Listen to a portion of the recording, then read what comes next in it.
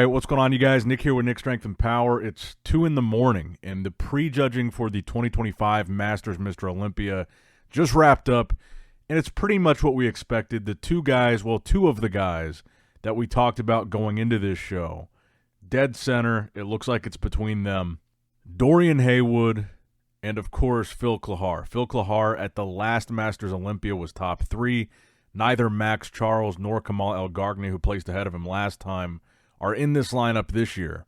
And Dorian Haywood, who I think is a much newer Masters pro in the sense that he's significantly younger than Phil Klahar, I think he looks a little bit more complete than Phil when it comes to the lower body. But I think it's going to come down to conditioning, and I'm going to be honest here. This might be probably the worst backdrop that I think we've seen this entire year. Maybe ever. It's so hard to get a good look at these guys' physiques. I mean, I understand what the background is supposed to be. This is being held in Japan.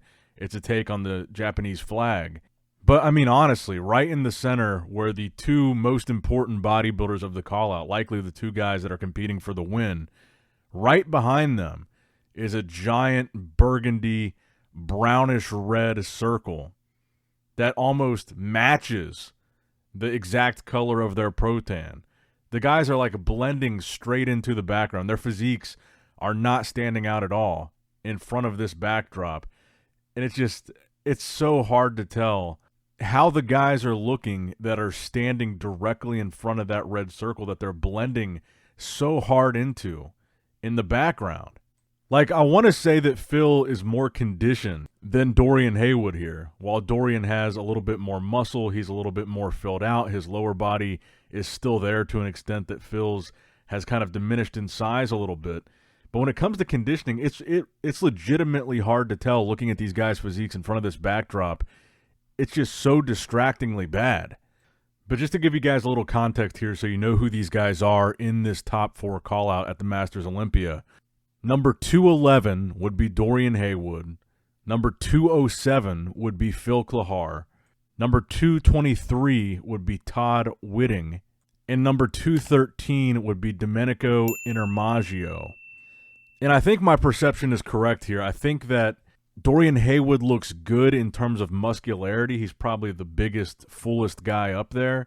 But I think he does look a little bit soft, and I think that's probably why they moved him out of the center and moved Domenico Intermaggio in next to Phil Klahar. I think that Phil Klahar probably is the front runner here.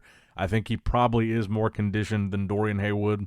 And my pick is going to be Phil Klahar for the win. Again, it's a little bit hard to say. I mean, honestly, you guys let me know what you guys think in the comments below. As you're watching this, can you guys really, can you tell what's going on here? It's pretty bad. I feel like some of the frames of this video are like borderline unwatchable. You can't even tell. And I don't even think I'm being hyperbolic. I think it is. I think the backdrop really is that bad. It really is not doing anything for these guys' physiques. I think this is really kind of a shame, man. I think for as prestigious of a competition as this should be, I feel like these guys are owed a little bit of a better presentation than what they got here. It's really hard to tell if these guys are in shape or not from this. And it's not even just the backdrop. I mean, the lighting is bad here too. There's like a whole bunch of little motion going on with the screen in the background to where like the camera is focusing on the screen and not the bodybuilder. So it's like blurring out, like keying out the bodybuilder and focusing on the screen. I think this has got to be the worst backdrop I've seen in years. And I don't even necessarily know that it's the Olympia promoter's fault. I don't know how direct the overlap is between the actual Mr. Olympia production and the Masters Olympia production. Given the fact that this was in Tokyo, I'm sure there's a high probability they used a very different production team or at least a different production company, and maybe their resources were limited with what they could use for, LEDs over in Japan. So I don't put the blame on the Olympia. This is not the Olympia has bad backgrounds type of conversation. But man, whoever came up with that backdrop, I genuinely think is doing a really big disservice to these athletes.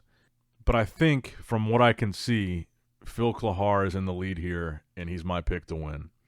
Now, I didn't get a chance to watch this stream for Classic Physique and Men's 212, but in the Classic Physique division, Alex Combernero ended up winning the Masters Classic Physique Olympia title. Taking second place there was Yukihiro Yuasa. In third, Brandon Williams. In fourth, Rogerio Felizardo. And in fifth, Ali Emery. Now going over to 212 Masters Olympia, you had Hidetaka Yamagishi competing there. He was not able to pick up the win. Samir Trudy ended up winning the 212 Masters Olympia title. Hide taking second place, Brandon Corbett taking third, Douglas Connor in fourth, and Philip Sciarro taking fifth place there. And it's interesting because looking at the pictures, it looks like they had a different backdrop. It honestly doesn't look like it's much better, but maybe it wasn't as bad as what we're seeing for men's open bodybuilding, because this is definitely a different backdrop than what the men's open guys had. The shade of red is different. It's not as much of a burgundy with the circle in the center, but man, I feel bad for these men's open guys. I was really kind of looking forward to staying up and watching the Masters Olympia tonight. I mean, I'm a bodybuilding fan. It's a late night, but I enjoy watching bodybuilding, so I was kind of looking forward to having two back-to-back shows, one of them being an Olympia competition. But I'm not going to lie, I was sitting through that Masters Olympia and not really – it's really hard to see what's even going on. It was kind of a letdown for a 2 a.m. watch. And like I said, I just don't get it. It's not like they're doing crazy smoke and lasers and stuff. All they would really have to do to fix this is do a test shot, do a test video with whatever colors you're thinking about possibly using on that screen. If the screen sucks, the screen sucks. If that's the only screen they're able to get, and just whatever the lights are, whatever the setting is, the screen sucks and it's distracting, fine. But as far as like playing with colors, you just have a bodybuilder with Protan or just somebody with Protan stand in front of the screen, try different colors, and do test videos. I mean, you would think one test video would show that this is not a good color. I mean, look at this screen grab here. Dorian is definitely a little bit more on the red side with the color of his tan. But look at this grab. He's literally blending straight into that background. It's almost a perfect match to his tan. And even though Phil is a darker shade, he's blending in too. I mean, this is like possibly the worst possible color choice for a background. And then to also have it in motion and backlit behind them. I mean, I just don't get this, man. And like I said, I think the lighting is a problem here too, but that backdrop, I don't know. I think I've ranted too long on it, but I feel like we've been having this backdrop conversation, and we just saw a fantastic backdrop at the Texas Pro. It just feels like this conversation has been going on for so long. I don't know how anybody is still getting this so wrong with the backdrops now that we're so deep into this conversation. But speaking of the Texas Pro and the awesome backdrop they had, the results are in. I wanted to go over the scorecards here. I think the scorecards are really interesting. The scorecards came out shortly after the finals ended, so I'm going to go over those here now. I was very interested, obviously, to see the scores for Quentin and to see the scores for Jordan, particularly at the prejudging. So, interestingly enough, Jordan was winning by a bigger margin than he was winning the Tampa at prejudging. But Quentin was still in second going into the final. So Quentin left prejudging with a score of 7. Joe Palacios, it was a 1-point decision between him and Joe, but Joe was in third with a score of 8, 7-3, 4 points separating Jordan and Quentin leaving prejudging. So again, if you go back to Tampa, it was a 1-point decision between 1 and 2, Jordan and Quentin leaving prejudging. Then going into the finals at Tampa, it went from that 1-point decision to a 5 to 10-point decision. This one was even worse for Quentin, going from a 4-point decision to a 7-point decision between him and Jordan. Now, obviously, that's because somebody moved up in between them, which was Joe Palacios. But going from a 3 to 7 score against Jordan at prejudging to then a 3 to 10 score compared to Jordan at finals, that's a pretty big swing, and it's very similar to what we saw with Tampa. So I think that is kind of the concern with Quentin, and that is if he comes in really good at the beginning of prejudging, which is what I felt. That's what I said in my recap video. I think when he first walked on stage in that first call out in the prejudging, he looked really good. But I think the issue with Quentin, and now we've seen it twice in a row, is that he's not able, or at least just hasn't done it yet. He's not able to carry that condition all the way through prejudging and then into finals, to the extent that his prejudging score gets worse at the end, then his final score is worse significantly than his prejudging score. But I do feel that first Quentin that walked out on the prejudging stage was very good. He just faded from there. And then the Quentin that we were seeing in those later callouts and in the finals was not the same Quentin that we first saw this morning walk out on that stage. And that's just kind of the issue with him. I think he looked incredible at the prejudging. In that first callout, I think Quentin looked great. It's just that from that point on, the condition with Quentin seems to fade, and he was up against two guys in that top three, actually that entire top four, guys that were peeled to the bone. Jordan, Joe, John, the triple J's of conditioning, which I think goes to show his structure and his shape did carry him to beat John, and it did carry him to beat Joe at prejudging, even though Joe outconditioned him there as well. So his structure, it does go to show how far his structure is taking him. But I think you guys will probably agree with this sentiment. I think a lot of you guys were really impressed with the Quentin that we saw this weekend. I think a lot of you guys are fans of Quentin's physique.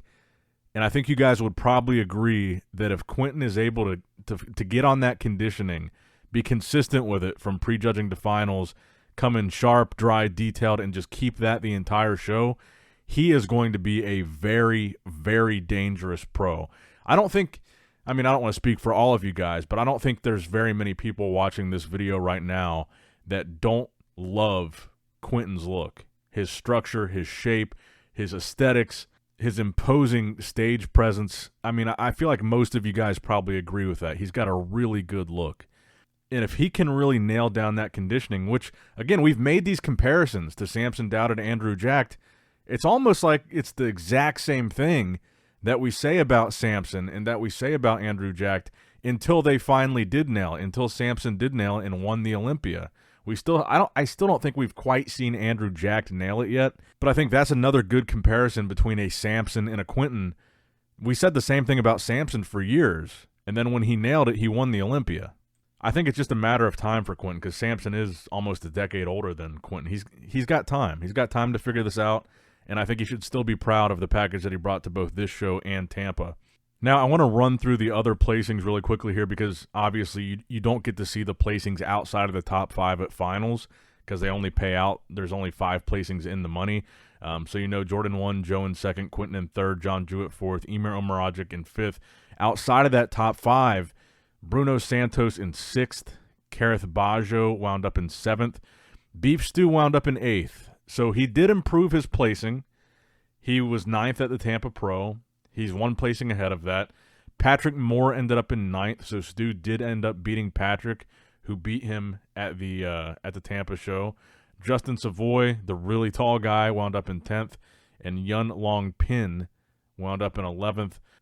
But yeah, I couldn't be happier with how good of a show both Texas and Tampa were. These guys brought it, man. Quentin brought it, Jordan brought it, Joe brought it, John. I mean, these top 5s, these first callouts at both of these shows, these guys really came to play. These guys really brought arguably the best from all of them. But let me know what you guys think in the comments down below about the Masters Olympia. Who do you think is going to win? What do you think about the backdrop? Let me know what you guys think about the scorecards for the Texas Pro rather, and the results of those top 3. And that's going to wrap it up for the video today, or tonight, I guess.